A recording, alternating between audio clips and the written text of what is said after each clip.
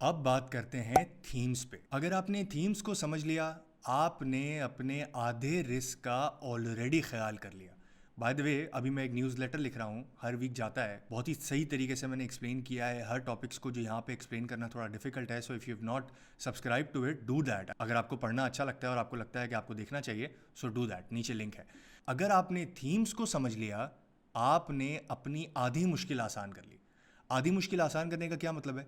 Theme समझ में आ गया, रिस्क समझ में आ गया। थीम समझ में आ गया, आपको ये समझ में आ गया ये स्टॉक्स चलेंगे कब। थीम समझ में आ गया, आपको ये पता चल जाएगा कि इन स्टॉक्स की प्रॉफिटेबिलिटी बढ़ती कब है। अभी मैंने डिस्कस किया था ना कि हम देखेंगे कि थीम्स के अंदर से सेक्टर्स पे जाएंगे, सेक्टर्स के अंदर से फिर हम कंपनीज पे जाएंगे कि एग्जैक्टली कब कंपनीज के नफ़े बढ़ते हैं। सारा गेम ही है, राइट? कि जो पूरी रिसर्च इंडस्ट्री बनी हुई है, जिसमें लोग चाहे लोकल ब्रोकरेज हाउसेज हों, इंटरनेशनल ब्रोकरेज हाउसेज हों, या बड़ी बड़ी फर्म्स हो एम की, वो यही करती हैं। आपको ये बताती हैं कि कब इन कंपनीज के सेक्टर्स के थीम्स के नफ़े बढ़ेंगे। So there are 3 themes in the market. Number 1, aggressive theme, उसका एक सब थीम है जो मैं आपको समझाऊंगा, which is import substitution theme. Number 2, export theme. And number 3, defensive theme. These are the 3 themes that you should know about before even considering investing in the stock market. चाहे वो पाकिस्तान की market हो, बाहर की मार्केट हो, कोई भी market हो, आपको उसकी मार्केट का थीम पता होना चाहिए। So let's start of with aggressive theme. Aggressive themes में वो सेक्टर्स या वो स्टॉक्स आते हैं जो कि पाकिस्तान पे बेट करते हैं। मैं चेन समझाता हूँ आपको। इकोनॉमी अच्छी है, इसका मतलब क्या है? इसका मतलब ये है कि लोगों के पास पैसा है खर्च करने के लिए। लोगों के पास पैसा है खर्च करने के लिए तो वो फ्लैट बनाएंगे, गाड़ियाँ खरीदेंगे, घर बनाएंगे। इंटरेस्ट रेट नीचे है, अगर उनको उधार लेके ये सारे काम कर रहे हैं तो वो कर सकते हैं। तो क्या होगा? वो कंपनीज जो कि ये चीज़ें बनाती हैं, उनके नफ़े ऊपर चले जाएंगे। बट पाकिस्तान के केस में अग्रेसिव थीम उल्टा भी बहुत जल्दी पड़ जाता है, क्योंकि आपको पता है कि हमारे साइकिल्स 3-3, 4-4 साल के होते हैं। वंस अगेन, न्यूज़ लेटर सब बता रहा हूँ मैं वहाँ पे। 3-3, 4-4 साल के साइकिल होते हैं हमारे, यानी कि 3-4 साल बहुत अच्छे नफ़े होंगे, उसके बाद 3-4 साल बहुत बुरे नफ़े होंगे, और उसके बाद फिर 3-4 साल बहुत अच्छे नफ़े होंगे, and so on and so fourth. अभी तक तो एटलीस्ट लास्ट 20 सालों में मैंने यही देखा है।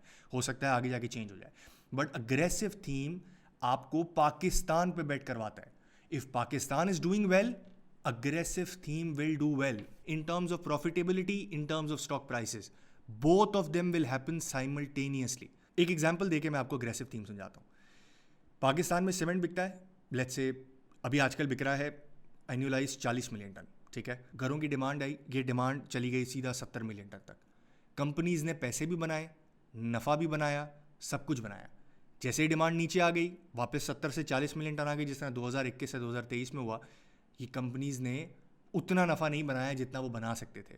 नफ़ा अगर उतना ही बनाया, let's say for an example, stock prices फिर भी नीचे आ गए, ठीक है।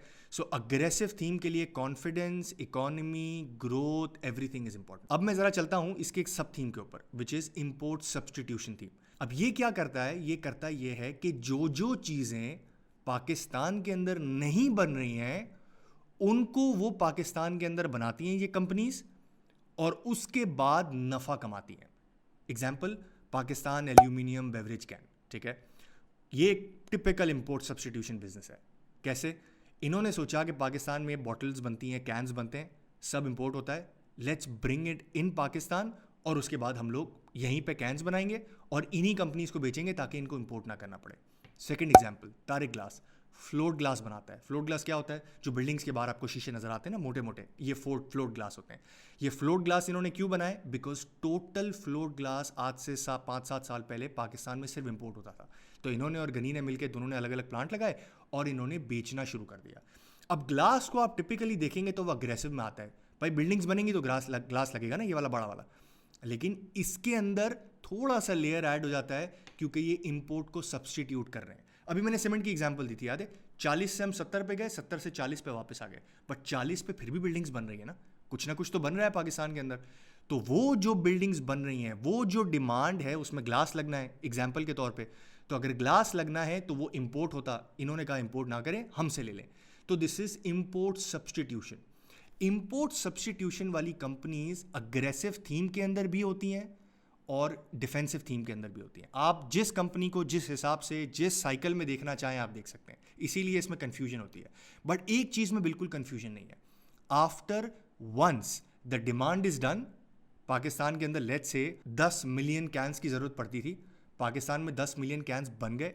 Now this company has the potential to become either an aggressive company, either a defensive company और either an export oriented company.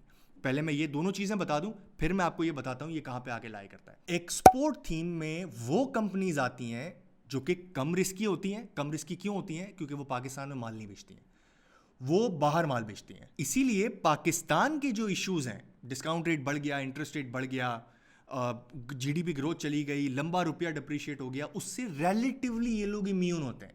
इसका क्या मतलब है भाई? पाकिस्तान में 3-3 साल में हालात ख़राब होते हैं ना, यूएस में तो नहीं होते हैं। हमारे टॉवल्स, हमारे गारमेंट्स तो वहाँ जाते हैं, यूरोप में जाते हैं, वहाँ तो 3-3 साल में हालात ख़राब नहीं होते हैं। तो इन कंपनीज़ के साइकिल लंबे होते हैं। आपको नज़र आएगा कि एक्सपोर्ट कंपनी कंटिन्यूसली ग्रो करती जा रही है, अनलेस कि पाकिस्तान में कोई और बहुत बड़ा हैंड हो जाए। जिस तरह फॉर एग्जांपल एक गवर्नमेंट कहती है कि आप 7 सेंट में गैस ले लें, एक गवर्नमेंट कहती है नहीं नहीं आप 14 सेंट में गैस लें। वो हम जब टेक्स सेक्टर्स पे आएंगे हम डिस्कस करेंगे। बट इनके थीम लंबे होते हैं। सो अग्रेसिव थीम के थीम छोटे होते हैं, इनके थीम लंबे होते हैं। मतलब कि ये एक्सपोर्ट करते हैं, अपने नफ़े को कंटिन्यूसली ग्रो कर सकते हैं। इनको अंदाज़ा होता है कि हमने कितनी री इन्वेस्टमेंट करनी है ग्रो करने के लिए। ठीक है, ये हर साल, जैसे एक टॉवल का प्लांट है, टॉवल का प्लांट XYZ 1 लाख टन का प्लांट है, अगले साल 1,05,000 टन हो जाएगा। वो एक्सपैंड कर देंगे, थोड़ा सा डिविडेंड रोकेंगे, थोड़ा सा अपना कैश रेस करेंगे, इसको एक्सपैंड करेंगे, फिर एक्सपैंड करेंगे 1,10,000, फिर 1,15,000, फिर 1,20,000, फिर 1,30,000, 40, 50। छोटे छोटे कंपोनेंट्स में they will keep on expanding. ठीक है, सो एक्सपोर्ट थीम में री इन्वेस्टिंग हर साल हो रही होती है थोड़ी थोड़ी।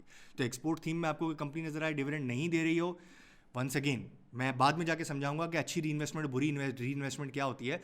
बट अगर कुछ कंपनी पैसे जमा कर रही है अपने पास, हल्की हल्की हर साल एक्सपेंशन करती जा रही है और एक्सपोर्ट कर रही है, this is the theme that you are looking at, these are the companies that you looking at. इनके साइकिल्स लंबे होते हैं, वॉलेटाइल नहीं होते हैं, अच्छे साइकिल होते हैं। ठीक है, they make money consistently. Now point number 3, defensive companies.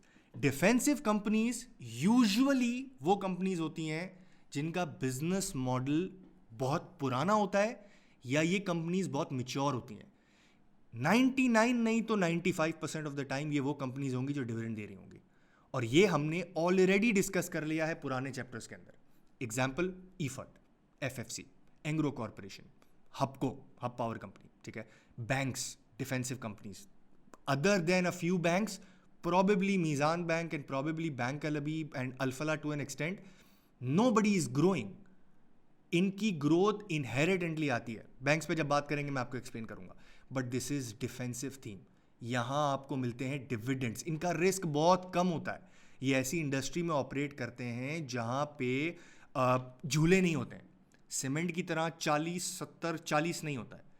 Fertiliser की तरह 5 million ton, 5.1 million ton, 4.9 million ton वगैरह वगैरह। ये पैसे कमाते हैं प्राइसिंग से।